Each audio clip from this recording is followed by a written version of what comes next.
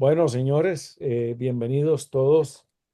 Es un gusto para nosotros recibir a los participantes y panelistas alrededor de un tema de mucha actualidad y proyección hacia futuro. Algo que puede transformar las fincas, que puede transformar el agronegocio, sea agrícola, sea ganadero, eh, puede transformar la economía del productor y también de la comunidad en la que ese productor se inserta.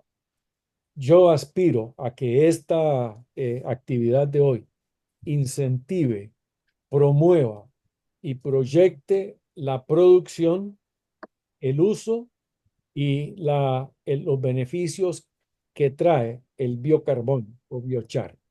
Hay una historia enorme de éxito, de logros. Los panelistas de hoy son de lujo. Los dejo en la compañía de tres distinguidos que van a iniciar. Primero, Álvaro Carmona como líder del grupo Generación de Suelos, con la compañía de Ángela Barrero de Colombia, Aquilino Bautista de México y los demás panelistas que entre ellos van a ir intercambiando. Buenas tardes, buenas noches y Álvaro, adelante. Bueno, muy buenas noches. Agradecido con Dios por la oportunidad de poder estar hoy reunidos todos.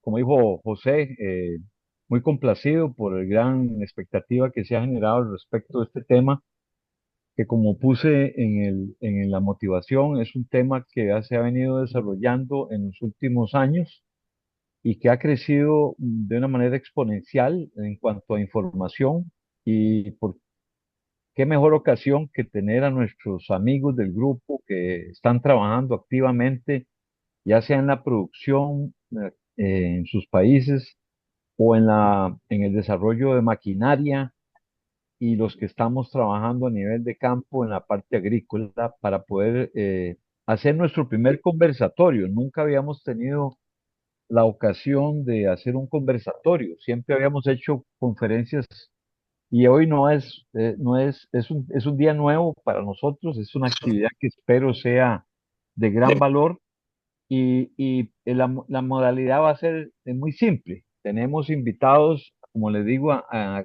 especialistas en el tema. Yo voy a tratar de ir leyendo las preguntas que se nos han venido dando en el grupo para que un especialista lo desarrolle. Si hay otro que quisiera, pues, contribuir con algo más, pues qué bien.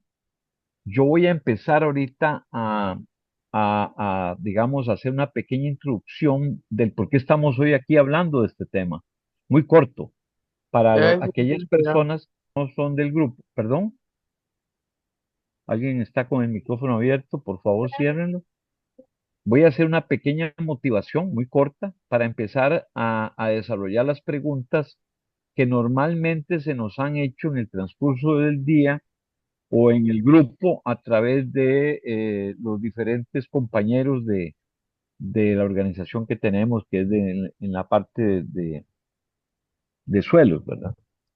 Bueno, entonces, ¿por qué estamos hoy aquí? Todos sabemos que la problemática, un momentito, todos sabemos que la degradación de suelos a nivel del mundo ha venido avanzando violentamente y como puse recientemente hemos venido muchos ocupándonos del tema de convertir los residuos agroindustriales en productos de valor. Normalmente estos productos eran problemáticos, sobre todo los monocultivos de gran escala como es palma, aceitera, caña, banano, etcétera, café. Y es ampliamente conocido por nosotros las mejoras que han venido dándose en cuanto a la transformación de esos residuos en productos de valor para suelos degradados. Y esa fue la motivación por la cual muchos de los que estamos aquí hoy empezamos hace algún tiempo, ya bastante tiempo, a ocuparnos de la problemática de los residuos como un problema ambiental y posteriormente a darle un valor, como le digo, al suelo que antes no tenía. La mayoría de nosotros que fuimos formados por la agricultura convencional, no nos enseñó en ningún momento a tener cuidados que hoy tenemos que ocuparnos, y esa es la razón por la cual nace el grupo de regeneración de suelos. Pero uno de los diferentes temas y que ha tomado mucho auge es la transformación de los residuos agroindustriales, ya no solamente en compost, sino en la producción de carbón para uso agrícola. Y esa es la razón por la cual en el grupo se han venido generando una gran cantidad de preguntas que normalmente no ha habido tiempo de contestar. Y esa fue la razón por la cual don Fernando, que ha hecho un gran trabajo en esta parte de las conferencias, don Fernando Delgado y don José Agüero, se ocuparon de hacer este tipo de actividades cada mes y como les digo, hoy es el primer día de un conversatorio. Entonces, todos tienen ocasión de participar, pero les pido por favor que en el chat del grupo hagamos las preguntas. Ya hay varias en el tintero que yo voy a ir canalizando. Y obviamente en el chat de esta conferencia también, pues para tomarlos en cuenta y yo poder dirigir a cada uno de los panelistas la pregunta. Y yo quiero empezar esto con don Aquilino Bautista, que le rogaría que encienda su micrófono. Aquilino, saludarte. Aquilino es un apreciado amigo de México, de la empresa Carbosur. Aquilino es ingeniero químico, es un especialista en la producción de carbón y equipos. Él distribuye equipos de gran escala y normalmente ha sido un compañero mío en estos inicios del biochar. Una de las preguntas, Aquilino, que normalmente nos hacen a los que estamos trabajando en este tema es: ¿qué consideraciones debo tener yo cuando estoy escogiendo un equipo? ¿Qué es lo que tengo que analizar? ¿Y cuál es el modus operandi para yo escoger un equipo acorde a la biomasa que yo tengo en mi localidad? Adelante, Aquilino. Doctor Álvaro, muy buenas noches. Es un gusto verlo, escucharlo y saber que está bien. A todo el auditorio, muy buenas noches. Primeramente, darles a todos la oportunidad por poder participar en esta maravillosa reunión. Y segundo, contestando a su pregunta, ¿qué es lo que tenemos que tener en cuenta para seleccionar un equipo? Primeramente, la capacidad, ¿cuál es la capacidad del productor? Si es un pequeño, mediano o gran productor. Con base a eso, vamos a seleccionar el tipo de equipo, si es un equipo batch, es un equipo semiautomático o un equipo totalmente automatizado ya para grandes escalas. Y segundo, tendríamos que seleccionar el tipo de materia prima. Es muy diferente producir biochar del bagazo de palma que un biochar de madera, de todos los desechos de la finca. Entonces, tendría yo que ver eso, la capacidad mensual de mi materia prima, el tipo de materia prima y la humedad de la materia prima. Entonces, con esos tres pequeños datos, yo puedo saber perfectamente cuál es la mejor opción para el productor. Entonces, con eso tendríamos más que suficiente para poder seleccionar.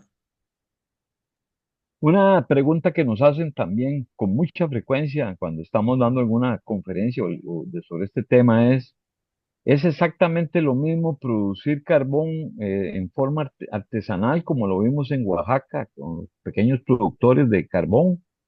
¿O hay alguna diferencia con los equipos de tipo industrial? ¿Qué diferencia hay entre uno y otro? Es una La pregunta muy común. diferencia, la diferencia de lo artesanal es que no voy a tener control de las temperaturas, no voy a tener control de los gases de emisión en el proceso de pirólisis. El biochar se produce mediante un proceso que se llama pirólisis, que consiste en transformar la materia orgánica en ausencia de oxígeno a bajas, medias o altas temperaturas, dependiendo del producto que yo quiera obtener. En este caso, el biochar es sólido, entonces mi pirólisis tiene que ser a baja temperatura, 400 grados, 600 grados. Entonces, para empezar, en un equipo, en un horno de ladrillo, en un horno artesanal, digámoslo así, no vamos a poder controlar temperaturas y no vamos a poder aprovechar los gases de pirólisis.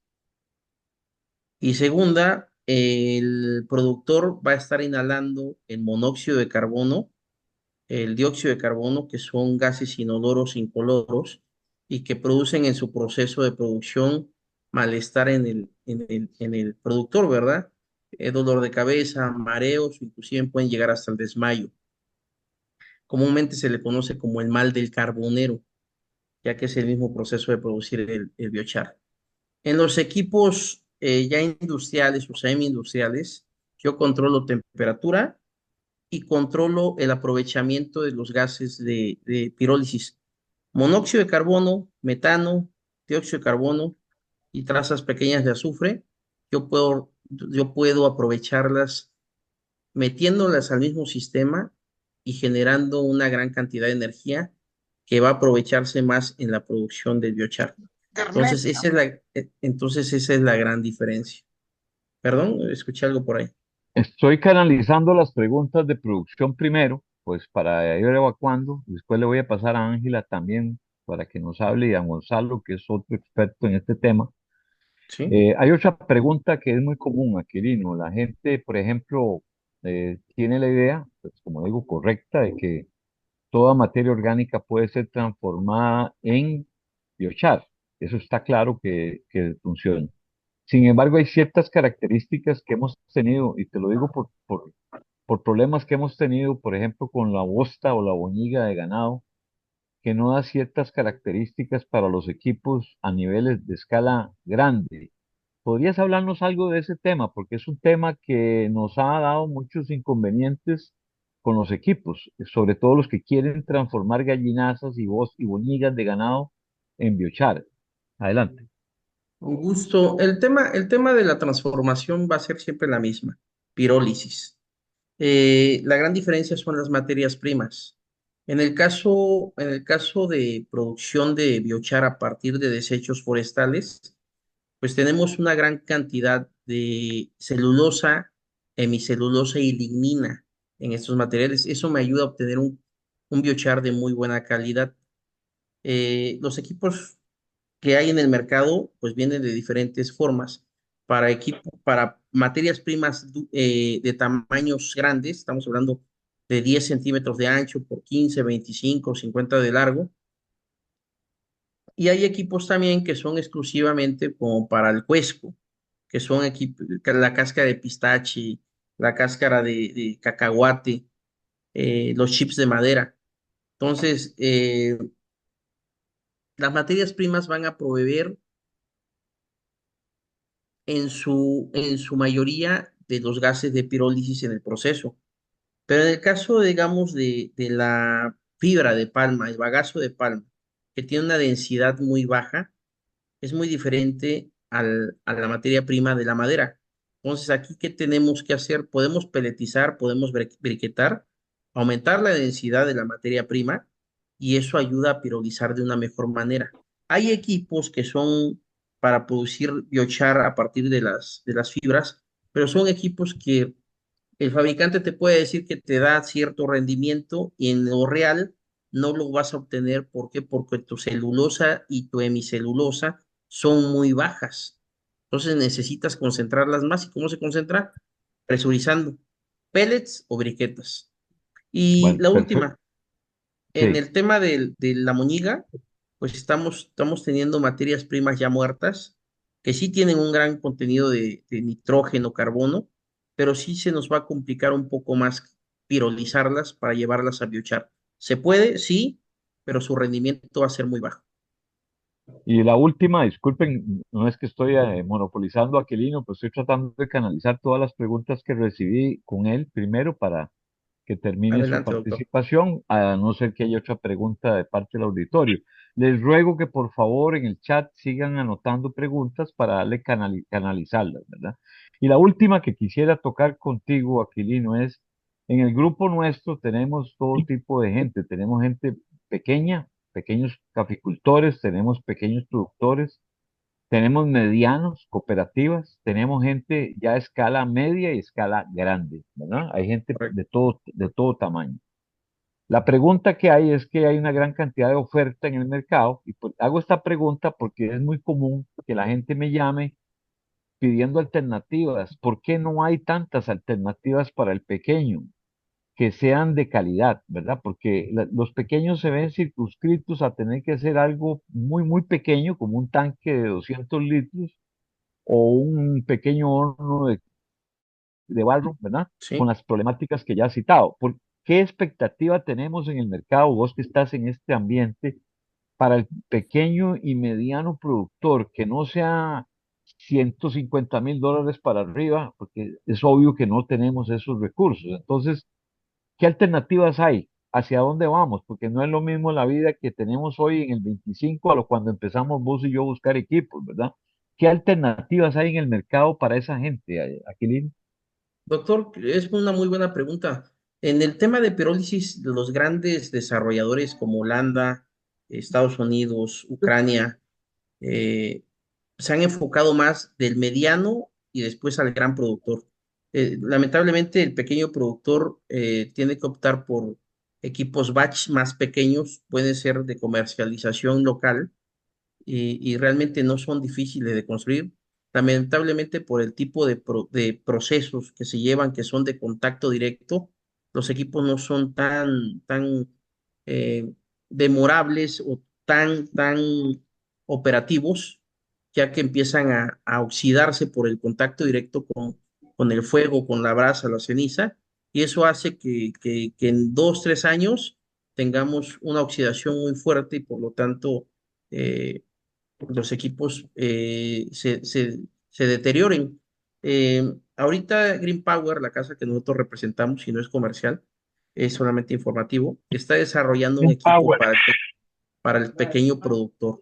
Entonces, se supone que para febrero del 2026 se va a contar con un equipo que no supere los $25,000. Entonces, porque hemos estado peleando eso, o sea, necesitamos equipos pequeños y de calidad, a manera que Y, el pequeño productor pueda optar por ellos. y que se puedan transportar entre fincas de manera fácil, es decir, Móviles, es que correcto, no sean fijos, que sean móviles.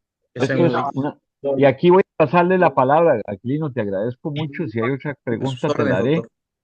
Le voy a pasar la palabra ahorita a mi estimado amigo Gonzalo Jaimes. Gonzalo es ingeniero civil, tiene una maestría en software y tiene más de 25 años de estar trabajando, pues, en su carrera, y recientemente tiene un bonito emprendimiento que tuve la suerte de visitar recientemente en Colombia, y la razón por la cual le voy a pasar la palabra es qué alternativas. Voy a empezar con Colombia, con Gonzalo y con mi otro amigo, que está aquí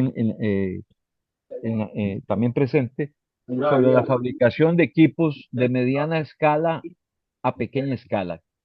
Gonzalo, ¿qué alternativas tenemos en Colombia o en otros países de América para fabricar equipos de mejor calidad que lo que obtenemos en el mercado chino? Adelante, Gonzalo. Porque yo compré una china y me la pelé. Bueno, se nos fue un poquito un audio por ahí. Alguien que Eh, tiene abierto, sí. sí, bueno, buenas noches. Buenas noches a todos. Álvaro, muchas gracias por la invitación. Muy, muy contento de estar aquí compartiendo con ustedes experiencias.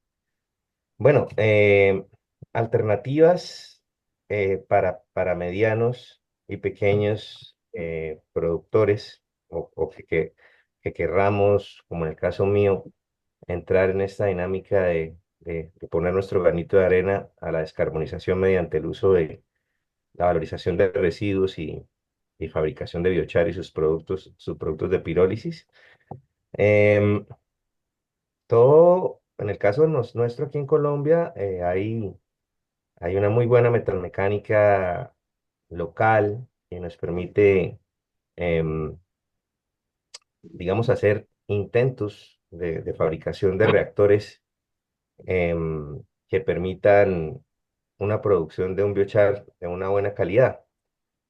Em, Esto es un debate muy difícil de lograr, Álvaro, porque no sabemos si lo que estamos es enfrentándonos a la reinvención de la rueda o por el afán de innovar. Existen tecnologías muy probadas en no tanto lo chino, ingeniero, sino en otros países como Italia, En Europa hay varios productores de equipos muy buenos. Hay equipos americanos. Y todos los días estas tecnologías de pirólisis se van fortaleciendo y van mejorando. Van mejorando eficiencias, van mejorando materiales, van mejorando componentes.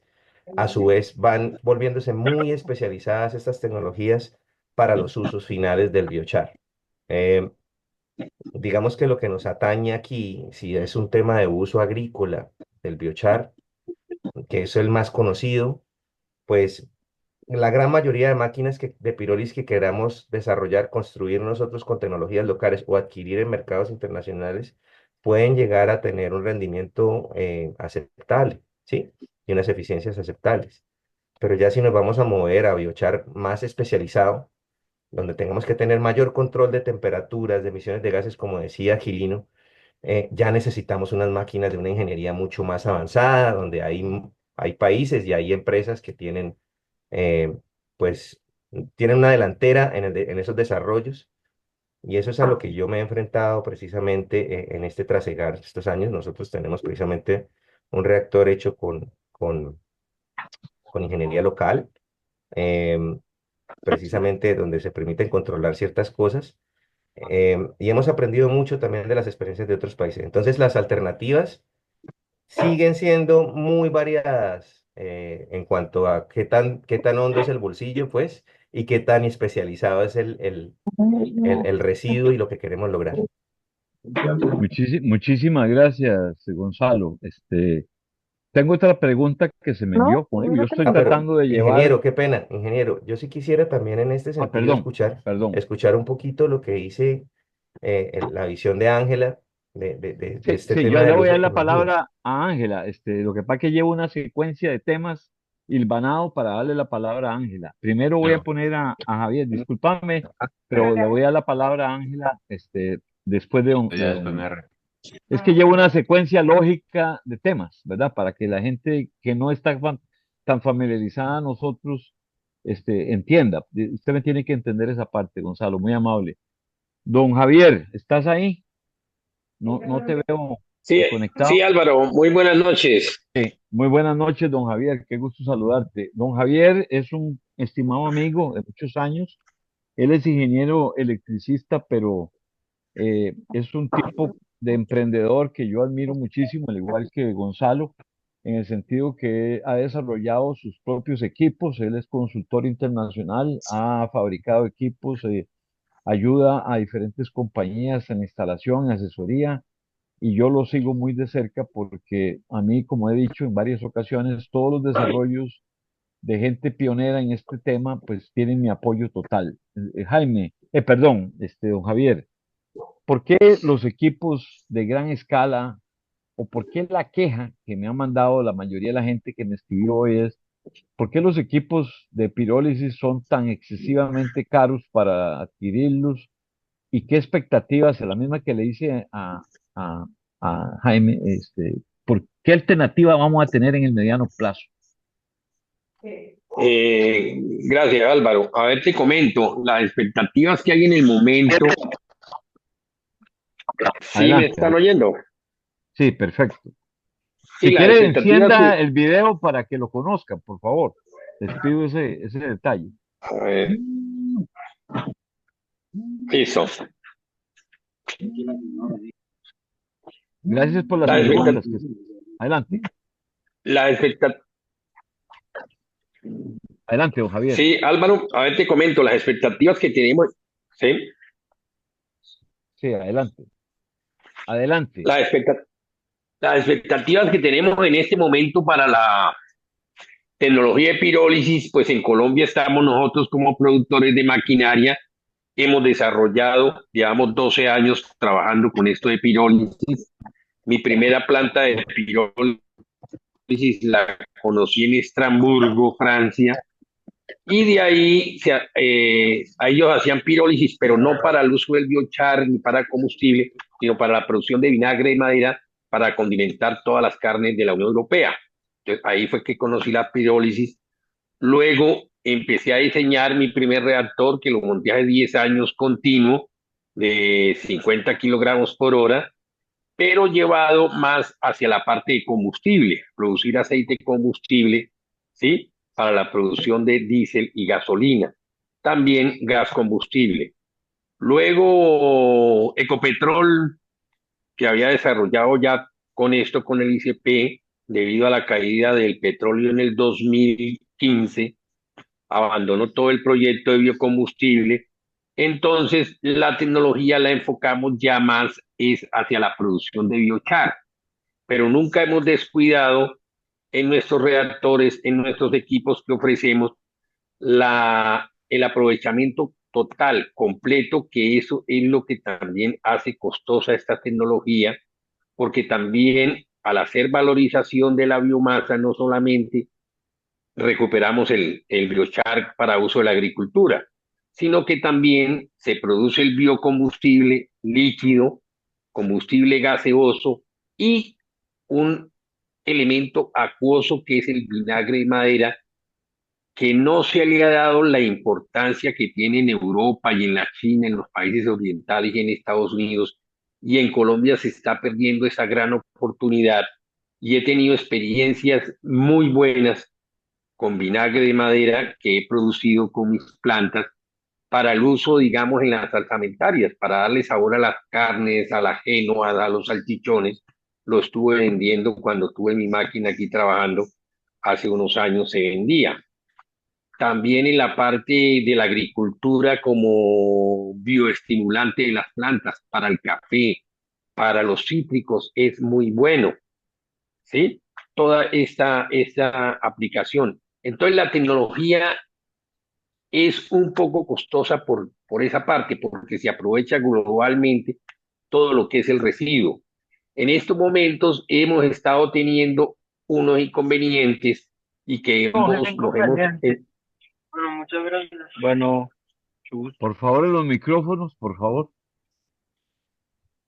Adelante. sí, hemos tenido algunos inconvenientes que los hemos aprovechado porque hemos ofrecido la consultoría, la asesoría a empresas que han comprado plantas de la China, ¿sí? Y hemos entrado a asesorar a esas compañías para su aplicación, puesta en marcha y optimización. Estas plantas tienen problemas de productividad y también de producción de combustible y alquitrán, que no me permite el trabajo continuo de más de 2, 3 días, porque entran a pararse la máquina para poder hacer una limpieza y poder continuar. Entonces estamos recomendando equipos, ¿sí? Suministrados por nosotros para evitar este problema de el atascamiento de las máquinas de los ductos con alquitrán, aceite combustible que al condensarse se vuelve una masa como un asfalto. Entonces, esa parte. Entonces, sí está todavía cara la tecnología, pero si vamos a comparar contra el aprovechamiento, pues vamos a ver buen beneficio.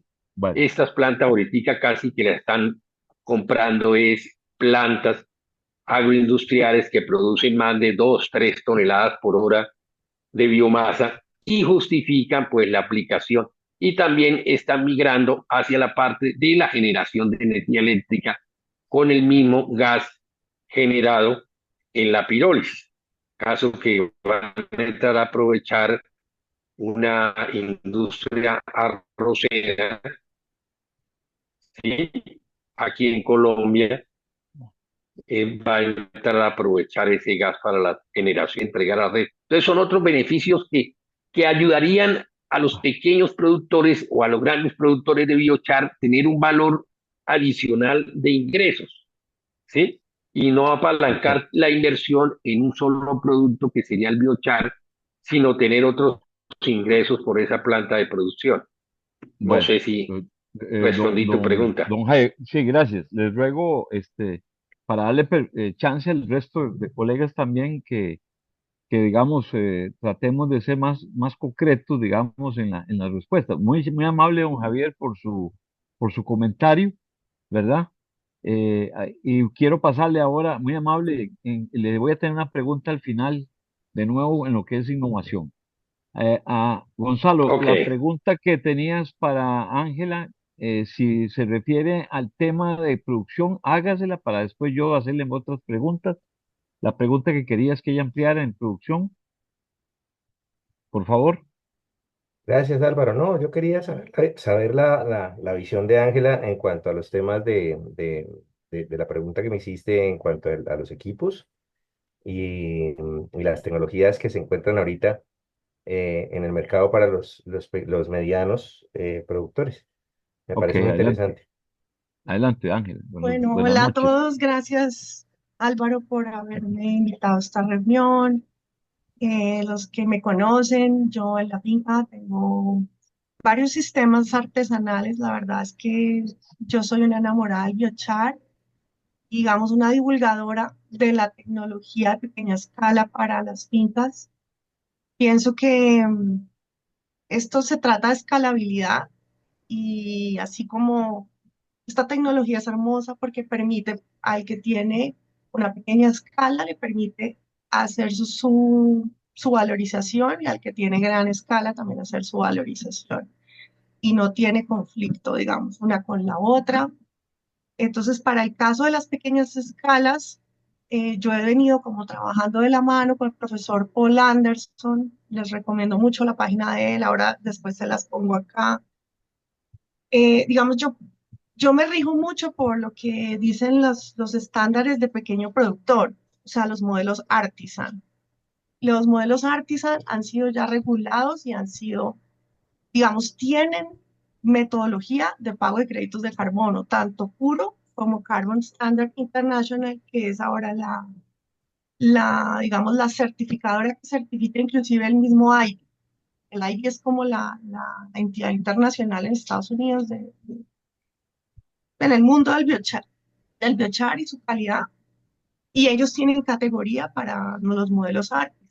Los modelos artisan puede ser desde el hueco que aquí preguntaba alguna amiga por acá en el chat, preguntaba y yo le decía sí, eh, pero también está equipos, por ejemplo, como la Contiki, que eso es open source, usted se mete por internet, pregunta Contiki y ahí le salen las medidas y uno lo puede mandar a hacer y se compra un termómetro y controla la temperatura y no tiene problema. A empresas como eh, grandes exportadoras de café y todo han promovido este tipo de tecnologías y ya digamos, más allá, digamos, para fincas muy pequeñas, eh, lo que yo, pues digamos, nuestra empresa ha venido recomendando es el uso de la estufa gasificadora. La gente que va a mi taller puede conocer la estufa gasificadora, que tiene muchos modelos. Digamos, otro muy interesante es una empresa que se llama Atmosphere, que es basada en Alemania y ellos tienen proyectos en el África con estas estufas. Por ejemplo, hay un proyecto que tiene 100.000 usuarias de estufas, les pagan su biochar, ese biochar, digamos, ya tiene esos equipos, esas estufas ya tienen categoría también, ya tienen, o sea, ya las han medido, la rueda ya se inventó y vale $100 la estufa. Hay estufas ya más, digamos, diseñadas con reactores más grandes. Una estufa de estas se puede acomodar, por ejemplo, para un silo de café o una guardiola y uno puede sacar una guardiola y son cosas que por menos de $1.000 tú puedes resolver. Para el caso de Colombia estamos tratando de que podamos tener como un pedido más interesante para poder traer estas tecnologías de bajo costo. Y, y yo digo que estas iniciativas de pequeña producción requieren que las empresas se unan con, por ejemplo, entidades no gubernamentales, los mismos gobiernos, y que se pueda impulsar un número interesante, porque para que esto pueda pagar créditos de carbono, porque los paga, o sea, por ejemplo, Atmosphere logró con el proyecto de la India, Este, eh, requiere más usuarios. Ángela, disculpa que de nuevo le repita, es que tengo muchas preguntas en Sí, el tintero y yo sé que el tema es apasionante, pero por favor, voy a ser como periodista aquí, seamos muy concretos, por favor. Yo tengo más preguntas para usted. Sí, pero la gente me escribe y hay muchas preguntas. Qué dicha, ojalá por mí yo me quedo hasta mañana hablando, pero no nos va a alcanzar el tiempo, ¿verdad? O si sí. no, hacemos una segunda, dada la cantidad de preguntas que me están llegando, pero yo llevo un orden lógico, entonces por eso quiero seguir con usted. Hay una pregunta que se me ha hecho en el transcurso del día, Ángel, y la tenía para vos. Todos sabemos que las biomasas en el trópico son abundantes, son muy variadas, como se dijo, Aquilino toma en cuenta las variaciones que hay, los contenidos de carbono de cada materia prima es diferente.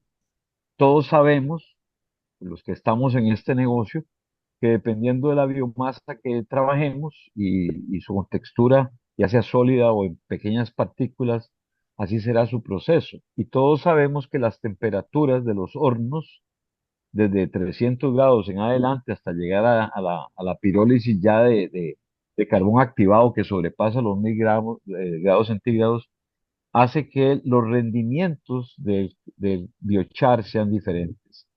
Hay una pregunta muy básica, yo quisiera que empezaras por ahí, que es que a temperatura de 300 grados el resultado y el rendimiento del biochar es uno, a 500 grados el resultado y el rendimiento es otro, y si queremos gasificar, pues vamos para arriba y vamos teniendo más gas y menos biochar. ¿Podrías, de manera resumida y concreta, como te digo, explicar eso para llegar al tamaño de la partícula, que también se me ha hecho la pregunta y la tengo, ojalá la pudieras pegar también, la importancia del tamaño de las partículas una vez producido el biochar? Por favor, Ángel. Bueno, entonces empezamos con lo de los tamaños de las partículas. Entonces, como escribí acá, he tratado de escribirles las respuestas.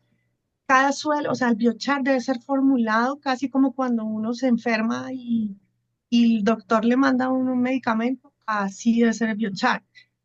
Los suelos, por ejemplo, francoarenosos pueden usar un tamaño de partícula más grande porque estos suelos y arenosos generalmente todo se percola, todo se va para el fondo y el biochar lo que hace es que les retiene, pero suelos, por ejemplo, arcillosos, tienen otras complejidades y sus tamaños de partícula del suelo impactan el tamaño de la partícula del biochar. Por tal razón, por ejemplo, en mi caso, yo he venido por ejemplo, usando en un lote eh, el biochar sin necesidad de molerlo, es decir, mi modelo es muy rudimentario, nosotros simplemente con la palita lo partimos y un profesor de Inglaterra se puso muy curioso porque me dijo, ve, qué interesante y cómo te ha ido de bien con esos resultados.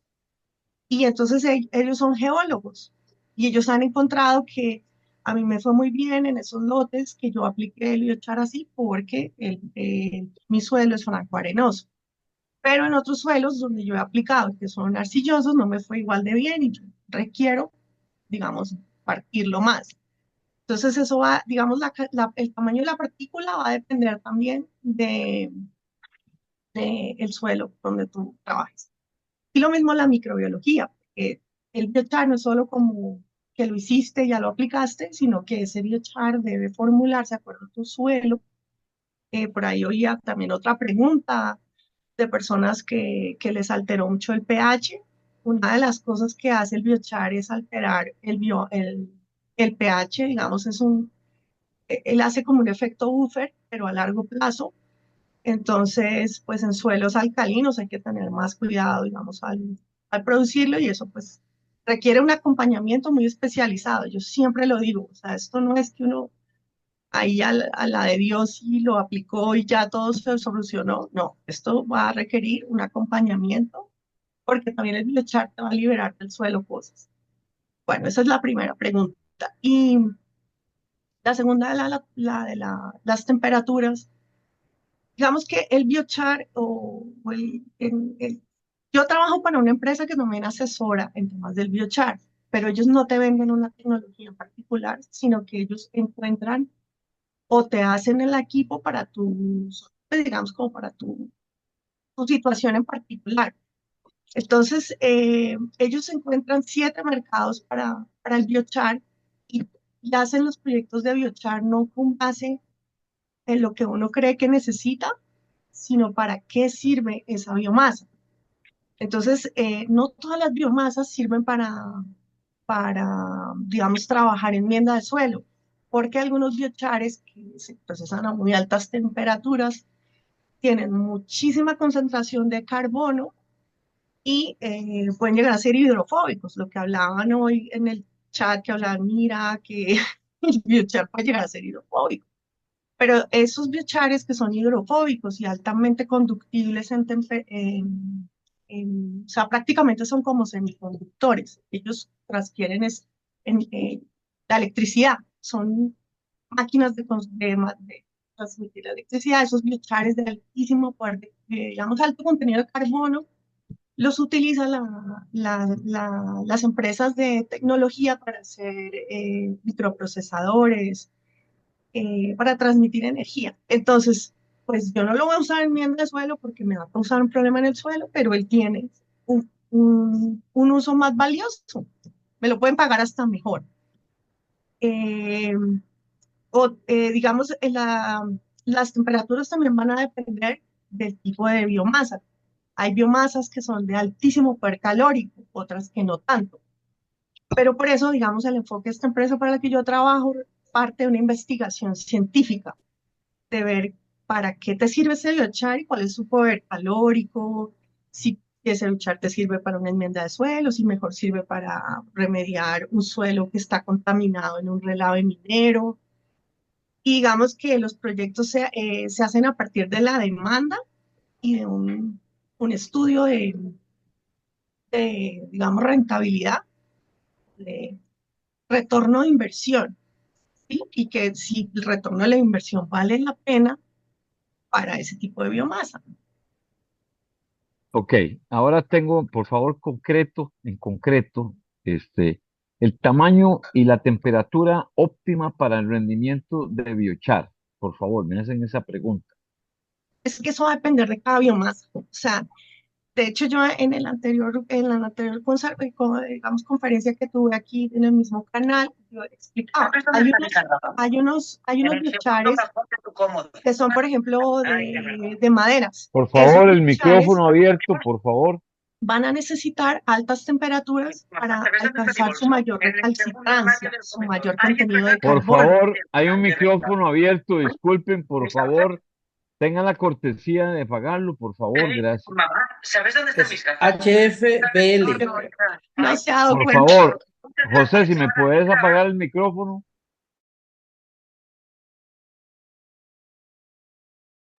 Creo que ya, bueno, esto va a depender de la biomasa, porque, por ejemplo, la madera va a requerir más, digamos, o va a aguantar una temperatura mayor para, digamos, fijar más su carbono, pero una biomasa que sea menos densa, como un cisco de arroz, por ejemplo, si tú le mandas una temperatura de esas, pues se te va a ir en ceniza. Entonces, por eso esto pasa por una investigación. Inclusive, o sea, las biomasas se pueden pirolizar hasta las inorgánicas. Digamos, los plásticos, la basura también se puede pirolizar, pero esto va a depender, digamos, cada biomasa tiene un TAR, tiene como eh, digamos, unos compuestos que se generan a partir de su pirólisis. Y entonces, por eso un equipo que le sirve a una biomasa no le sirve al otro. Por eso la gente dice, no, pero, o lo que decía Javier, que compran los equipos genéricos y van a pirolizar sus cosas y no, o sea, pues tienen que calibrarlos. Esos equipos tienen que calibrarse para tu biomasa para encontrar cuál es el punto de pirólisis para esa biomasa.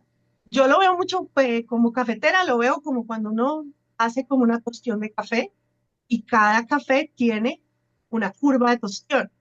Asimismo, son las biomasas. Cada una va a tener un punto de pirólisis y cada uno va a resistir, digamos, a una temperatura que va a dar la mayor recalcitrancia.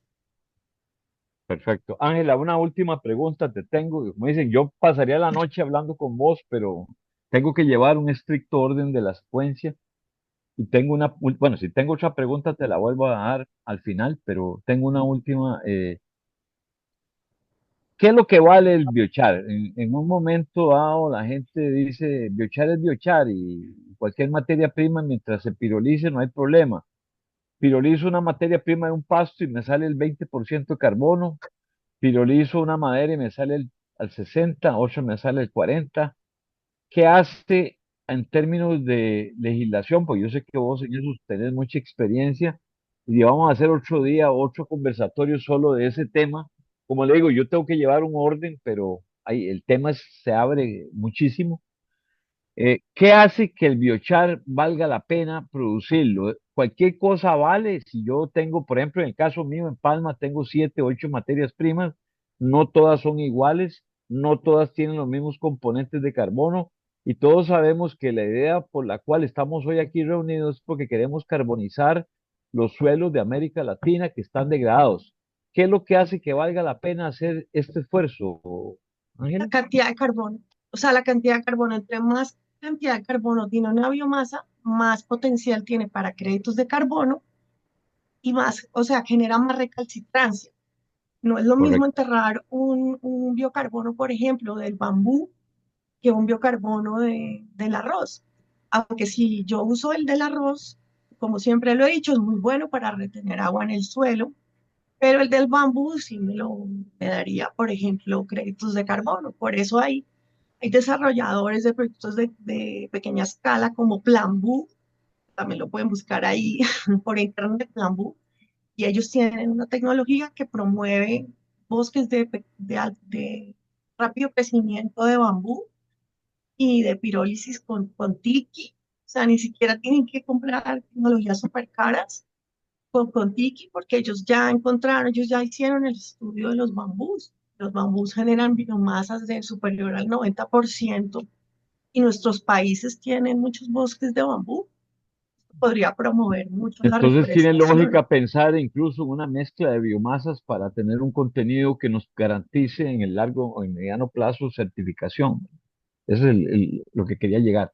Yo quiero después volverte a hacer una pregunta más adelante si hay chance, y si no, pues como te dije, vamos a tratar de hacer una con tu mentor, donde vos vas a ser la que lleva la batuta y van a tener libertad total de hablar del tema que ustedes querían desarrollar hoy, pero como es, vamos apurados. Muy agradecido, Ángela, por tu participación, muy amable, siempre a tu orden. Y ahora tengo una pregunta un poquito más compleja en el sentido de la serie de preguntas que me han venido dejando la doctora Odette Varela, que espero que esté por ahí ya, más cerca de su casa y pueda parar un momentito para que nos atienda, doctora. ¿Está por ahí, doña Odette? Ojalá que no se nos haya aburrido y de esperar, es que llevo la secuencia. Doña Odette, Sí, don Álvaro, perdone, que voy. sí, Hay ¿cómo unos tramos está? que se corta, sí. Sí, ¿usted puede atendernos en este momento o en el ¿Cómo no? momento ¿Cómo que no? usted lo... Bueno, entonces, si quiere, se hace un ladito ahí para poderle hacer algunas preguntas para... Claro, Me gustaría también que doña Odette se presente, pero no tengo su hoja de manera muy concreta. No, tengo el honor de presentarles a doña Odette Varela, ella es PhD, ella es ingeniera industrial, con la cual he tenido una suerte de tener una amistad por medio de sus publicaciones y sus trabajos. Soy seguidor de sus trabajos y hemos estado compartiendo en los últimos días y por eso tengo un gran placer de presentarla porque ella no pertenece a nuestro grupo. Está invitada en cualquier momento que quiera ingresar, pero ella es una persona que ahorita está en gran cantidad de actividades. De hecho, ahorita viene llegando de una gira de trabajo y todavía de un lugar lejano. Doctora, ¿se podría tal vez presentar rápidamente en dónde trabaja para, no tengo la información para que la gente la conozca rápidamente y me devuelve la palabra, por favor? claro, don Álvaro. Un gusto y gracias por la invitación. Como ya decía don Álvaro, mi nombre es Odette Varela. Yo soy ingeniero agroindustrial. Tengo una maestría en agronegocios y un doctorado en medio ambiente y agricultura con especialización en biocarbón. Yo realicé mi tesis allá por el 2008, del 2008 al 2013 en Taiwán, específicamente en biocarbón, donde caracterizamos aproximadamente 60 tipos de biomasa para poderla transformar en biocarbón. Actualmente estoy trabajando en el gobierno de El Salvador, soy directora general de la Escuela Nacional de Agricultura y directora ejecutiva del Centro Nacional de Investigación agrícola y forestal de El Salvador. Perfecto, muchas gracias, doctora. Doctora, una de las preguntas que se nos ha estado haciendo de manera recurrente y ahora Ángela lo tocó, pero esa pregunta se la tenía a usted. Este, ¿Qué tenemos que saber cuando estamos trabajando en biochar sobre la hidrofobicidad de los materiales una vez que los hemos trabajado? ¿Cuáles son los cuidados que debemos de tener? Y una pregunta que se me hizo recientemente es qué cuidados debemos de tener nosotros con la producción de dioxinas en nuestro biochar. ¿Cuáles serían los cuidados que hay que tener al respecto? Adelante, doctora. Sí, don Álvaro, para hacer las características del biocarbón, es lo que han mencionado los que han estado dando sus experiencias en este foro anterior. A mí es lo mismo, es el tipo de biomasa y la temperatura. Realmente tiene mucho que ver. Por ejemplo, un biocarbón que se produce a 800 grados centígrados va a tener una porosidad mayor, pero más cerrada que un biocarbón que se produce a los 400 grados centígrados. El bambú da una porosidad muy diferente a lo que puede dar la madera o la cascarilla de arroz o la estopa de coco. Entonces, a eso va amarrado, es bien sencillo. Las temperaturas y el tipo de biomasa. Dependiendo de la temperatura, un biocarbón puede llegar a absorber 200 veces, en un porcentaje, 200 veces su peso en agua. No sé si respondí a lo que me preguntó. Había otra pregunta que me hizo que no se la escuché muy bien. La otra pregunta que se me ha hecho, que se la tenía también para usted, que Ángela también la tocó, pero como le digo, esa pregunta me la han hecho mucho, es, hay algunas experiencias con los diferentes trabajos de investigación, que son muchísimos, he estado revisando para este foro hoy y hay mucho debate. Es sobre el mismo tamaño de las partículas. Se habla de 2 milímetros, menos de 2 milímetros, 1 milímetro, y hay resultados variables. Sobre ese tema, ¿qué nos puede decir? Porque tengo como 6 veces esa pregunta y hay mucha gente interesada en ese tema, doctora. Pues yo he trabajado con varios, desde biocarbón pulverizado hasta un biocarbón simple y sencillamente machacado, por decirlo así, ni siquiera pasado por una trituradora, ni siquiera granulado. Y lo que me va a afectar es dependiendo de la textura que yo quiero tener en el suelo. Si yo tengo un suelo compacto, arcilloso, completamente cerrado, que no entra agua y aquella planta está luchando por desarrollar su raíz, yo ya tengo un indicativo de que no debo tener un biocarbón exageradamente pulverizado, sino que debe de Correcto. ir en 1 milímetro, qué sé yo, 1 centímetro, dependiendo de las características de mi suelo. Yo debo saber qué Cor- tipo de suelo estoy trabajando. Yo he trabajado experiencia con suelo arcilloso, donde una partícula de centímetro, 1,5, es lo que a mí me funcionó y obviamente yo tengo que incorporarlo a suelo. Biocarbón solo tiradito por encima no me funciona. Debe de e- estar, por lo menos ingresar a los 5 o 10 centímetros de suelo para poder tener un impacto. Esa es otra pregunta que se me ha hecho, qué curioso que la tocó. Mucha gente nos pregunta y nos dice cuál es el lugar adecuado para poner el biochar, pero aquí yo creo que hay una situación que hay que tomar en cuenta también como agrónomo, es que obviamente no todos los cultivos permiten hacer lo que usted está diciendo de incorporarlo a 10 centímetros. Por ejemplo, en el caso nuestro de cultivos perennes, tenemos una limitación de raíces superficiales. Entonces, sobre ese tema, doctora, también es conocido el problema de la alta precipitación en el trópico. En el trópico Ujú. tenemos fincas aquí en Costa Rica de 6.000 milímetros hasta 3.500, en Sudamérica 1.200.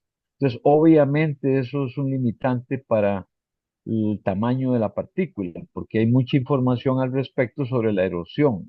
¿Qué nos podría hablar sobre eso, doctora?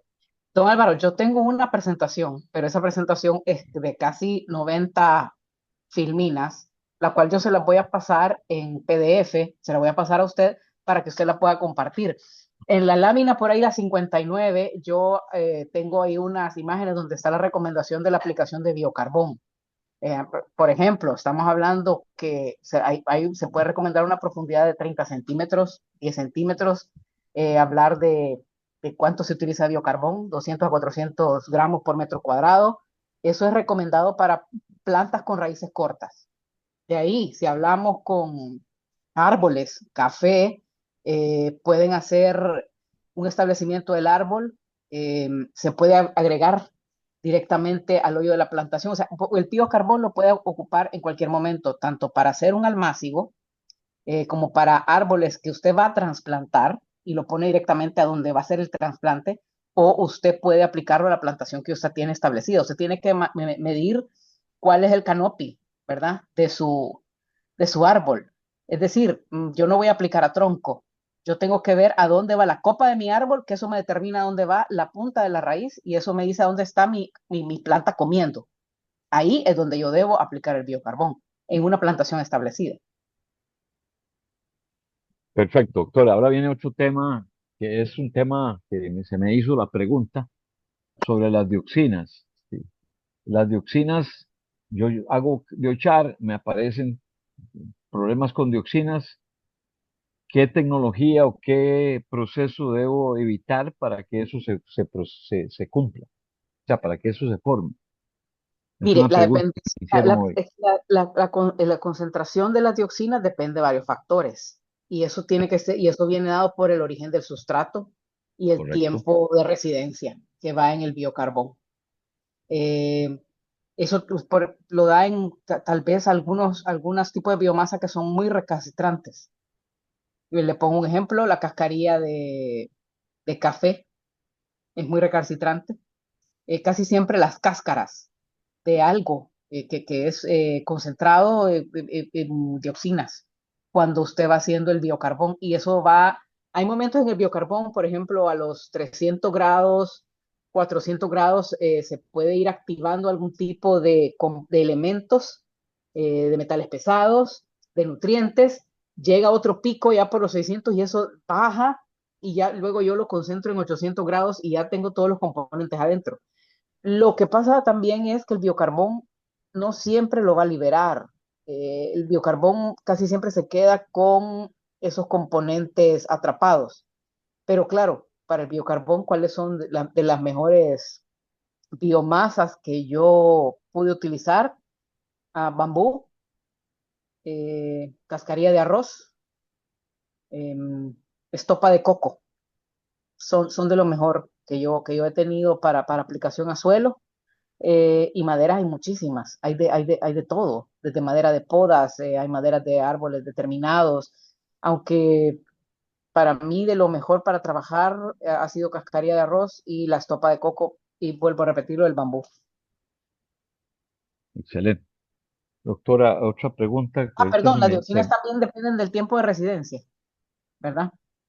¿De cuánto tiempo Perfecto. yo dejo este biocarbón? Por ejemplo, una concentración alta después de un tiempo de residencia de 85 minutos por ahí. Eso leí para esta reunión que el envejecimiento del biochar eh, favorece la pérdida de dioxinas. ¿Es Así correcto es, eso, mi doctora? recomendación en un tiempo corto, don Álvaro, dejar descansar el biocarbón después de que usted lo hace un mes, déjelo ahí, solito, un mes, y que él pierda todo esos ácidos, esos aceites fuertes, porque no sé si a ustedes les ha pasado, pero en parte de la investigación y la experiencia que yo he llevado con biocarbón, hay unos que son más recalcitrantes que otros, más ácidos, y hasta deshacen las bolsas en las que usted lo guarda. Es Entonces, correcto, así es. le pica la piel a Así es. uno cuando lo saca Así y es. es una aplicación en la cara y todo. Entonces, déjelo reposar, póngalo ahí cerca de una composta o déjelo en el suelo, él se activa biológicamente de esa manera porque está absorbiendo.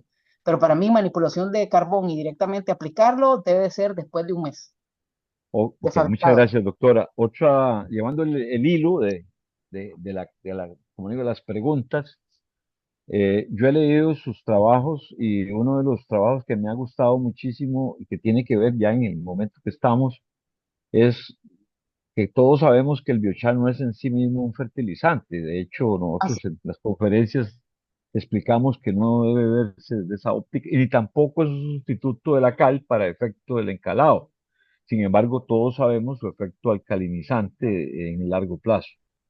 Este, ¿qué, qué cuidados debemos de tener cuando, aquí la pregunta, doctora, quisiera que me lo conteste en dos sentidos. Uno es los cuidados que debe tener un agrónomo o cualquier persona que ya tiene su biochar, que ya cree que lo tiene listo para aplicar. A mí me preocupa mucho lo que he estado leyendo y oyendo en las redes sociales de gente que está dando algunas recomendaciones ya generales. Y todos sabemos que no es lo mismo ir a Salvador o a Costa Rica, donde estoy yo con insectisuelos, o en Venezuela, donde tenemos suelos de otros tipos, arenosos y de otros orígenes. ¿Qué cuidado debemos de tener en la dosificación, doctora? Porque sabemos que el efecto alcalino puede causarnos inconvenientes. Esa sería la primera pregunta. Y la segunda, ¿qué resultados ha tenido usted en la mezcla de biochar con abonos orgánicos, que es el famoso combi en inglés y compuchar en Colombia, que le pusieron ese nombre, pero digamos es la mezcla de biochar con abonos orgánicos? Este, ¿Podría hablarnos al respecto de esas dos preguntas, doctora? Bueno, el biocarbón creo que, y es la receta de todos los que trabajamos en agricultura. Usted no puede ir a aplicar algo si usted no sabe cuál es su suelo. O sea, cuando usted va a un médico y le dice, mira, doctor, yo me siento mal, me duele esto, me duele aquello, tengo una sensación de alguna cosa, el médico le va a decir, mire, vaya a hacerse un examen de sangre, porque yo no le puedo decir qué tiene. Entonces es lo mismo que pasa con el suelo. Usted debe hacer un análisis de suelo. O sea, la aplicación de un biocarbón no debe ser antojadizo. Nosotros debemos hacer antes un análisis de suelo, que el análisis de suelo, ya sea completo o básico, me va a determinar qué es lo que yo necesito aplicar en ese suelo. Y ya dependiendo de las características de qué biocarbón yo estoy obteniendo, no es muy complicado porque tenemos mucha información en Internet donde podemos ver qué tipo de biocarbones pueden ser aplicados en los suelos que nos resulten después de un análisis de suelo. Esa es mi recomendación. Eh, no le puedo decir o sea, sabemos que el biocarbón es un modificador de pH, es un modificador de textura de suelo, es un modificador de si es ácido, pues lo regula, eh, si tiene la otra característica, también lo regula. Entonces, hay que jugar mucho con las propiedades que tenemos en un suelo a partir de un análisis. Eso es mi gran recomendación. Hagan su análisis de suelo. Y lo que usted mencionaba, don Álvaro, no es un fertilizante, es un potencializador, es un mejorador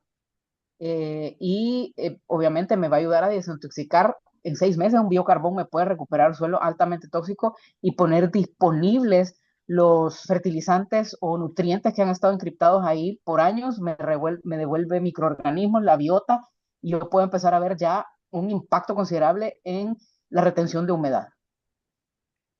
Perfecto. Siguiendo hoy mi misión de periodista, hoy he estado de periodista, nunca lo había hecho.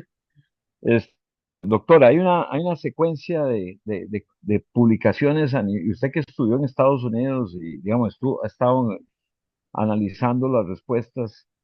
¿Por qué el biochar es tan diferente en Estados Unidos y Europa, los suelos Chernosen, suelos de ese tipo, a los suelos ultisoles rojizos nuestros de América Latina? ¿Qué es lo que hace que haya una diferencia tan abismal entre los trabajos que ha hecho la gente Cornell después de ver Terra Preta y qué es lo que hace que haya tanta diferencia? Lo que quiero dar a entender es, como le digo, una secuencia lógica de que no es coger biochar y tirarlo en el suelo, sino entender una serie de factores de la biota, del lugar, de la problemática del suelo, etcétera. ¿Podría darnos un resumen rápido de por qué? Obviamente es lo que usted dice, son las diferencias que tenemos en los suelos. Creo que al menos toda Centroamérica nos manejamos con suelos bastante parecidos. Sabemos de lo que padecemos, que es una altísima humedad, o tenemos calor seco, ¿verdad? Que es el corredor seco. Entonces, obviamente lo que nosotros necesitamos es diferente a lo que se pueda hacer en Estados Unidos, que ellos trabajan en desiertos prácticamente, y sí, su biota es muy diferente. Nosotros tenemos esa humedad característica donde tenemos muchas más afecciones en términos de plagas a suelo y plagas a plantas. Entonces, nosotros tenemos que trabajar mucho en la nutrición a suelo, en la protección de suelo, para que esa planta, a partir de su nutrición, pueda resistir las plagas que vienen dado a las características que no tenemos como trópico.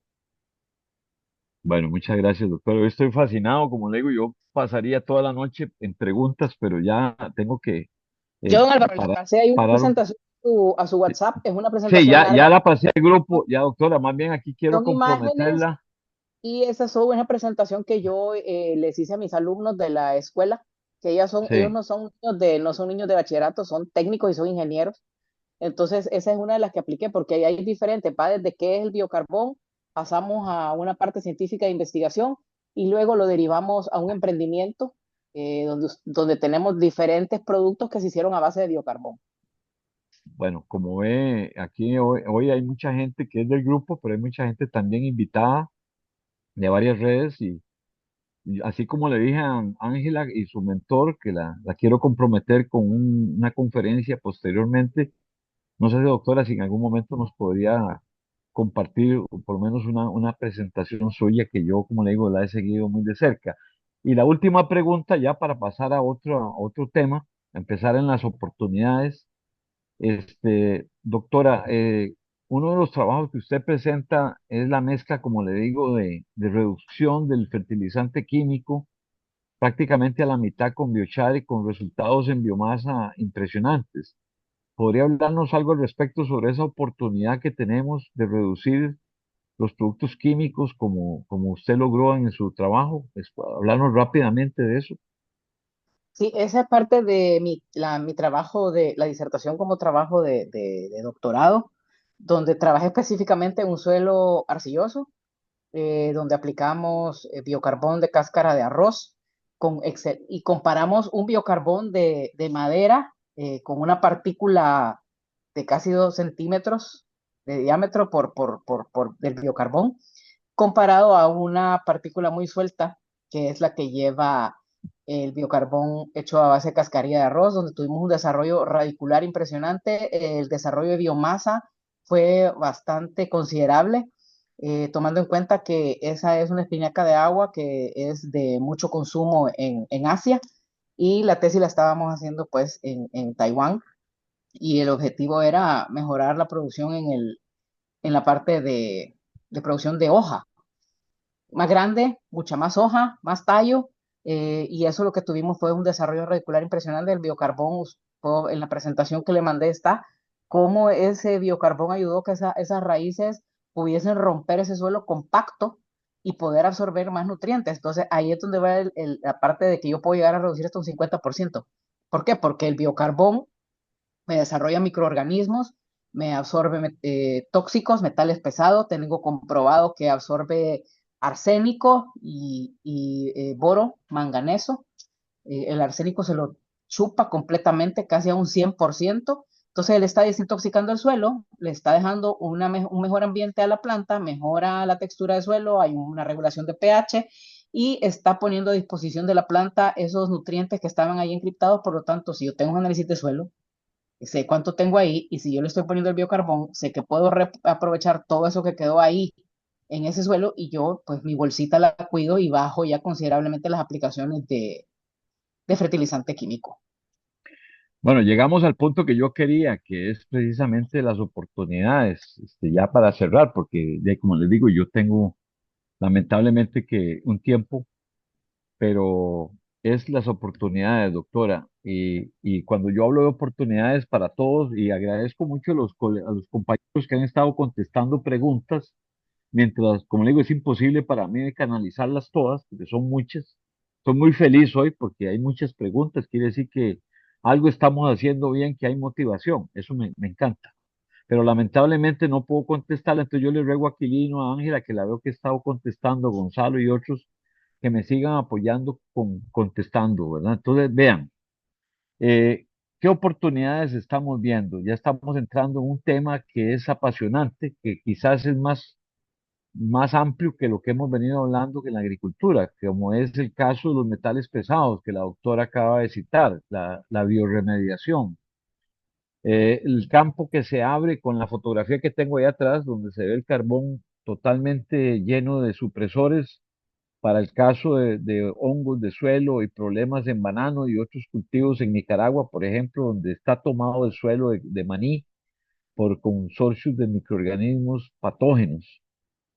El caso que don Javier Martínez es líder en eso en Colombia, donde él ha venido trabajando y lo sigo muy de cerca, trabajando con el biochar para la biorremediación de ríos que están contaminados con petróleo, que incluso en Venezuela estamos empezando este año a hacer, voy a empezar unas pruebas sobre ese tema. El caso de la alimentación animal, que es el tema que sigue, que quiero darle la palabra al ingeniero Hugo Mora, que es un estimado colega de Venezuela, uno de mis compañeros de trabajo de muchos años. Hugo es ingeniero agrónomo, tiene una maestría en administración, es un practicante de todos los aspectos relacionados a los bioinsumos, prácticamente una de mis manos derechas en los trabajos que hemos realizado juntos en suelos ácidos de Venezuela.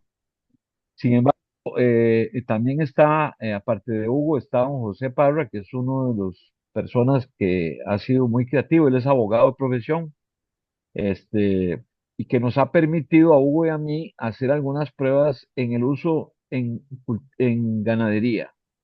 Y la razón de invitar a Hugo hoy, aparte que él puede haber estado hablando de otros temas, era para que nos hablara sobre los resultados que se ha venido dando en el uso en ganadería, que es un tema apasionante. Hemos obtenido resultados que realmente nos impresiona y como el objetivo es estimular a los emprendedores, como aquí hay gente que trabaja en ganadería regenerativa, estimularlos al uso del biochar también en este tema, porque es un tema que se las trae. Recientemente estuve en los Estados Unidos, en Texas, donde la gente de Kiss the Ground quería introducir carbón vegetal para los feedlots, ¿verdad? Lamentablemente no pudimos llegar a hacer una prueba, pero vean que el tema se las trae. La demanda de carbón en el mundo, en Estados Unidos, viene creciendo. Lógicamente hay reglas del juego que no habían antes. Los países no tienen legislación, Costa Rica por lo menos no tiene ningún tipo de caracterización de lugar, pero ya en Estados Unidos y en otros lugares ya estamos hablando de bonos de carbono, que también es otro tema apasionante. Yo quisiera que Ángela después nos hable solo de ese tema porque es una conferencia larguísima y realmente importante para nosotros.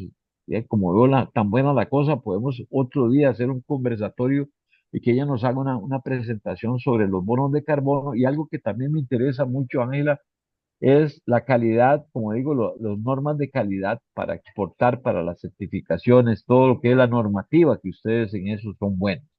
Entonces, Hugo, ¿podrías contarnos qué ha pasado con el uso del biochar en ganadería en Venezuela para estimular a los amigos emprendedores a pensar en eso también? Adelante. Bueno, ante todo, buenas noches, Álvaro, y muchísimas gracias a ti, a Fernando, a todos los que gustosamente pues, nos invitaron a estar participando de esto y felicitarlos por la actividad muy interesante y con expertos muy valiosos en esta área del biochar. Bueno, como bien tú lo decías, hemos estado trabajando en Venezuela durante ya unos cuantos años, cerca de unos 8 o 10 años en pruebas en muchos cultivos con biochar, principalmente palma, aceitera, y hemos estado trabajando con algunos hornos ya que está ahí en el país, pues tanto hornos grandes, hornos pequeños, pero también tuvimos como muchos, iniciamos con las producciones de biochar en aquellos tanques de 200 litros y un montón de experiencias interesantes que tuvimos que ir improvisando en este correr.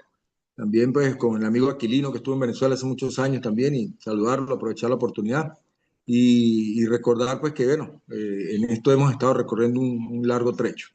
Y dentro de todas esas experiencias que todos han venido hablando, que son muy interesantes y que hemos tenido la oportunidad de recorrer este tiempo en aprendizaje acerca del biochar, pues revisando literaturas y estando evaluando posibles usos, pues nos conseguimos en alguna oportunidad algunas experiencias en Europa principalmente, o por lo menos las primeras que yo vi en Europa con el uso de biochar, algunas prácticas interesantes con algunos productores que estaban utilizando, sobre todo aquellos que salían de las temporadas de invierno y para comenzar en las nuevos pastizales que venían brotando, pues había algunos problemas con la alimentación y se comenzaron a hacer algunas pruebas empezaron a encontrar resultados interesantes. Uno de los principales fundamentos sobre los que se basa este uso, ¿verdad? Es que el biochar podía ayudar muchísimo con la mejora de la salud digestiva de los animales al consumirlo, se mejoraba mucho también lo que era la eficiencia alimentaria, incluyendo este biochar en las dietas de los animales, porque se empezó a notar que había una mejora en la conversión alimentaria había ellos anunciaban pues que tenían en el caso ya sea de animales de ceba o animales de leche, que era donde principalmente se usó, había ganancias de peso y ganancias de producción. También en Colombia entiendo que hoy día también hay algunas experiencias en ese sentido. Y bueno, comenzamos nosotros con la idea de ponernos a trabajar y como bien tú lo decías, en aquella oportunidad trabajando con el equipo de Agrícola El Diamante, una finca de producción palmera en la zona norte del estado Táchira, donde el buen amigo este, José Francisco Parra pues se prestó a colaborar con nosotros y que parte de sus animales de la producción, que era principalmente una parte bufalera y otra parte bovina, comenzamos a incluir el biochar en algunas dosis que fuimos progresivamente incorporando en los servicios que se hacían en los comederos de los animales cuando entraban en vaquera.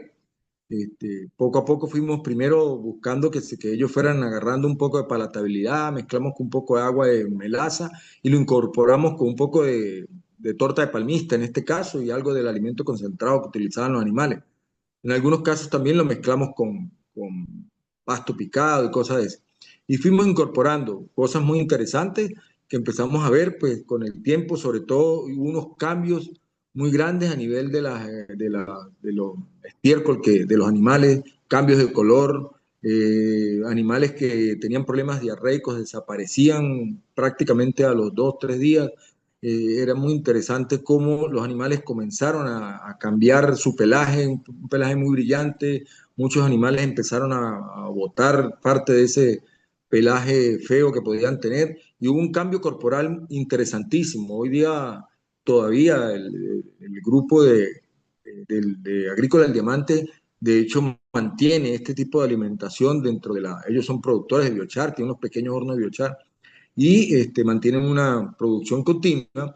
Y entonces comenzamos a ver cosas muy interesantes. Y hablando con el veterinario, yo no soy veterinario, como les digo, ingeniero Carmona, soy ingeniero de la producción agropecuaria y he trabajado todo el tiempo con toda la mayor experiencia que tengo en el tema palma, pero con el tema de biochar, pues como veníamos trabajando bastante, comenzamos a notar esto. Y en las evaluaciones que hacían el médico veterinario y las personas encargadas del manejo de los animales, tanto los pastores, por decirlo, los trabajadores directamente de ordeño y de manipulación, como el personal técnico, comenzaron a reportarnos ganancias de peso, ganancias de producción, mejora en la condición corporal, interesantísimo, sobre todo bajó considerablemente el uso de medicación hacia los animales para problemas digestivos o problemas de mucho tipo. Y bueno, y en ese sentido hoy estamos pensando, ya estamos incorporando otro grupo de animales en otra finca de la zona también del Zulia, con este tipo de manejos, y también estamos empezando a conseguir a alguien que nos quiere aportarnos, ayudarnos con nosotros, Álvaro, ahorita a trabajar con aves de corral, porque también hay experiencias interesantes y queremos empezar a trabajar con eso. Entonces, bueno, la Bueno, Hugo, literatura que hay en ese sentido, pues es bien interesante con los beneficios de este tipo de productos. bueno, bueno, muchísimas gracias, Hugo. Como te digo, es un tema apasionante que está empezando apenas los trabajos, pero dado el impacto que ha tenido en la condición corporal de los animales, creo que valía la pena incluirlo, aunque sea un ratito, en este conversatorio. Bien, señores, hay una enorme cantidad de preguntas. Yo agradezco, como Gracias. le digo, a todos los estimados amigos que han estado contestando las preguntas. Como le digo, es imposible para mí. Los que son del grupo pueden seguirlas haciendo en nuestro grupo. También invitar a todas las personas que no pertenecen a nuestro grupo a que, como ven, nosotros hacemos actividades, como digo, tenemos un excelente grupo de profesionales tenemos unas charlas que van a venir del doctor Tacistro, por ejemplo, de compactación, que por favor, creo que un agrónomo que no escuche esas conferencias, no sé qué estará pensando, pero es un tema apasionante.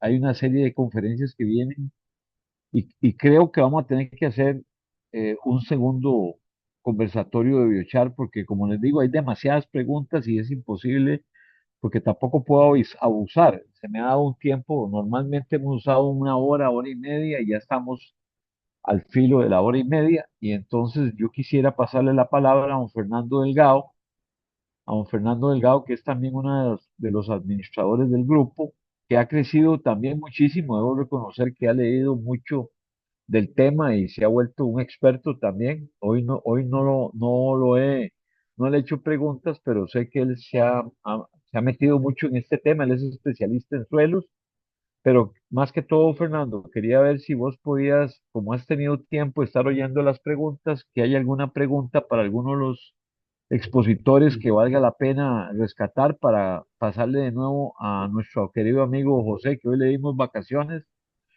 para que cierre la actividad. Don Fernando, adelante. Bueno, muchas gracias Álvaro por la oportunidad. Gracias a todos por la participación en este evento, en esta reunión, en este conversatorio, en esta modalidad tan interesante que estamos implementando en el grupo. Es primera vez, como lo decía Álvaro. Sí, bueno, nos hemos acostumbrado en oportunidades anteriores a hacer presentaciones formales y es la primera vez que hacemos un conversatorio. Y como dice Álvaro, ojalá pudiéramos tener todo el tiempo disponible del mundo para continuar en este tema tan interesante y apasionante. Yo quería simplemente, bueno, hacer algún comentario final y una pregunta al final de lo que voy a decir, que es con respecto a, digamos, las características físicas del producto final que es el biochar y las implicaciones que ello tiene en su comportamiento en el suelo. Se ha hablado en este conversatorio mucho de dos cosas importantes. Una es el tamaño de las partículas. Quisiera volver rápidamente a tocar eso. El tamaño de las partículas es un elemento que definitivamente influye muchísimo en cómo se va a comportar ese producto en el suelo.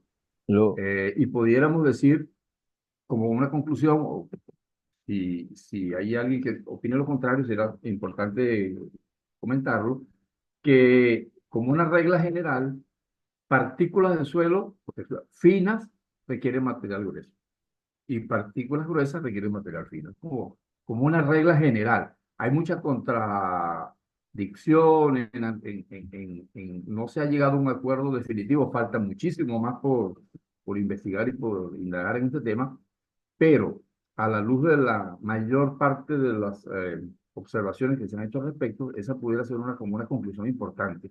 El tamaño, la granulometría del biochar es inversamente proporcional al tamaño de las partículas de suelo. Repito, granulometría gruesa como suelos arenosos, lo recomendable en general sería partículas más pequeñas, más fino, incluso más polvorientas. Y en el caso de texturas pequeñas, sillosas, partículas pequeñas, de pequeño diámetro, por efecto de compactación de las mismas, por efecto de la microporosidad que se genera, pues lo recomendable sería tener partículas más grandes. Eso por un lado. El otro tema es el tema que me interesa mucho, me ha llamado mucho la atención últimamente, el tema de la hidrofobicidad o hidrofílico o hidrofóbico del producto. Esto es importante porque dependiendo de ello puede tener una connotación favorable o desfavorable cuando se aplica al suelo. Por ejemplo, siempre se ha dicho que el biochar, así, sin entrar en calificarlo, es un producto que se utiliza mucho para retener humedad. Y eso es cierto, pero dependiendo del tipo de producto, porque el hecho de que sea hidrofílico Implica que es un producto que se recubre en su proceso de producción de una cantidad de unas sustancias polares que son similares al agua, entonces lo hacen hidrofílico. Y esto permitiría lograr ese objetivo que se busca, uno de los objetivos que se busca, que es la absorción, la retención de humedad, y que se busca mucho con el biocharco. Mientras que en otros casos, por el contrario, en suelos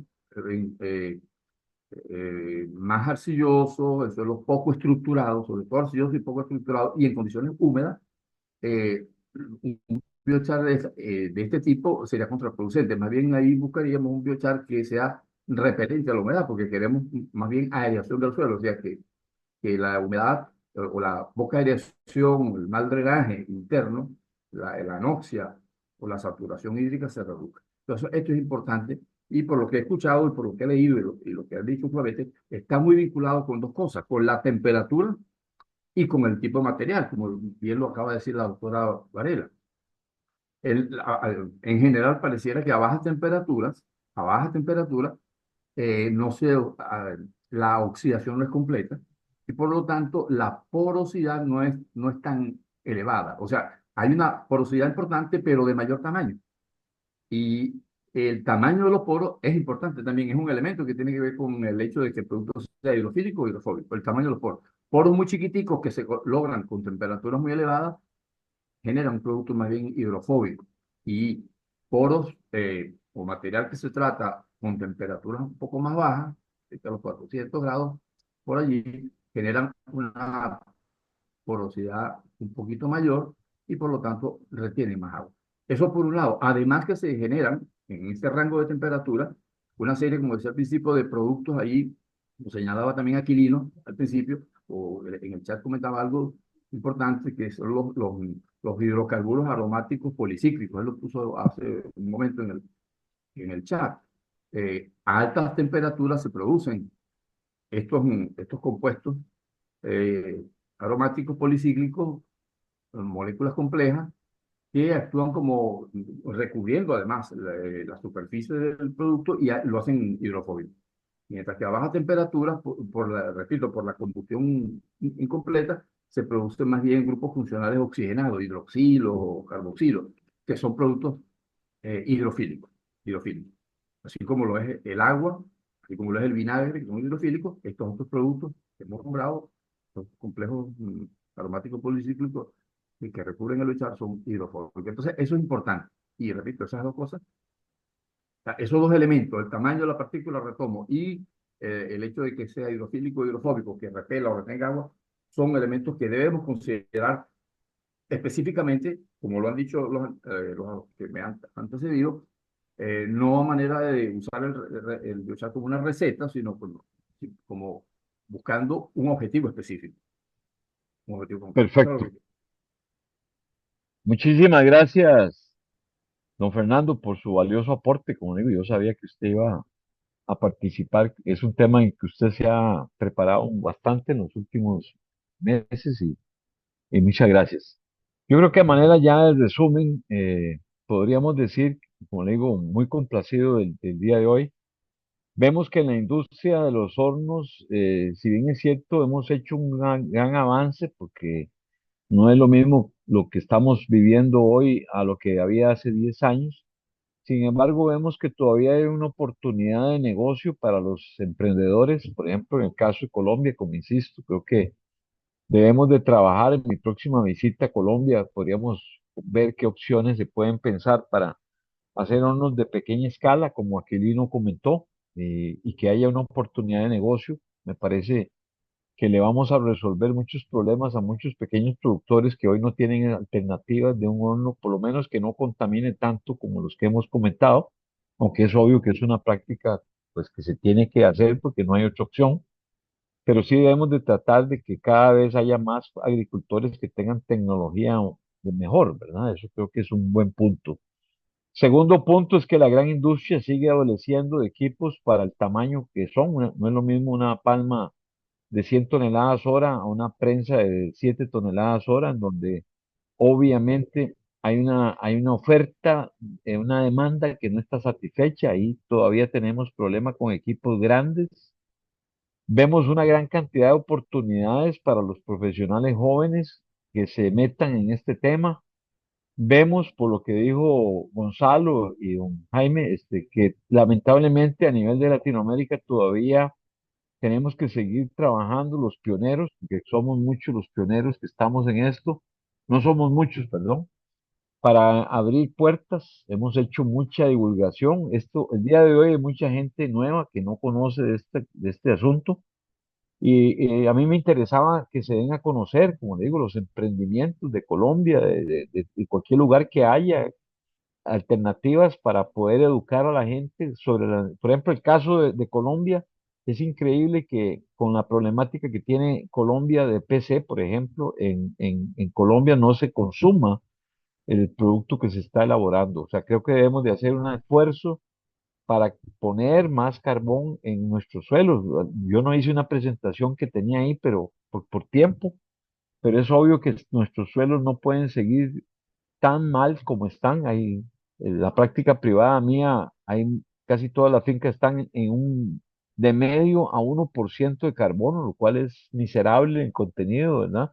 Entonces no podemos aspirar a que haya resiliencia y que haya almacenamiento de agua en el suelo si todavía no tenemos materias primas como el caso del biochar. O sea, es increíble que no se use biochar en un suelo arenoso, por ejemplo, cuando estamos viendo el déficit hídrico que está viviendo Sudamérica. Entonces, el día de hoy me deja muy contento, como digo, disculpen los que no les he contestado las preguntas, como digo, es muy difícil en hora y media tantos temas, pero más bien hoy me siento muy feliz de poder decirles que me comprometo a hacer un segundo conversatorio, tal vez específico, un solo tema para que nos rinda, ¿verdad? Y creo que va a ser Ángela la que nos va a ayudar con eso. José María, te paso la palabra. Como dicen, disculpen los errores como periodista. Yo soy agrónomo, no soy periodista, pero bueno, traté de llevar una secuencia lógica que permitiera contestar algunas de las preguntas más frecuentes que se hicieron en el chat. Adelante, muchas gracias y buenas noches y muy amables todos los participantes el día de hoy. Un abrazo desde Costa Rica. Adelante, José. Bueno, Álvaro, felicitaciones a ti, a Fernando, por la organización de este evento de tanto impacto y trayectoria y proyección. Agradecer también a Ángela y a Aquilino y a todos los que han participado. Les recuerdo que esta grabación será compartida en el canal de YouTube que tenemos a disposición, Red Rural Global en YouTube. RRG con un más. Red Rural Global en YouTube. Ahí lo vamos a compartir. Los que quieran recibir un resumen escrito con las ideas sobresalientes, por favor, se reportan, le mandan el correo electrónico y el número de WhatsApp a Fernando o me lo mandan a mí. Ahí está anotado en el chat el correo y el número mío para los que no tienen. Con mucho gusto se los hacemos llegar. Me dan unas dos días, unas 48 horas mientras lo procesamos. Igual que Álvaro, somos colegas, somos ingenieros agrónomos y no somos periodistas, ¿no? Entonces, nos toma un poquito trabajar en esto. Pero buenas noches a todos. Muchísimas gracias y nos vemos pronto. Bueno, buenas noches y gracias a Aquilino y la doctora Ángela, a todos. Muchas gracias a ustedes por tener Gracias a paciencia. todos. Gracias a Un abrazo, todos. Muchas siempre a gracias. la Buenas orden. noches. Qué bueno.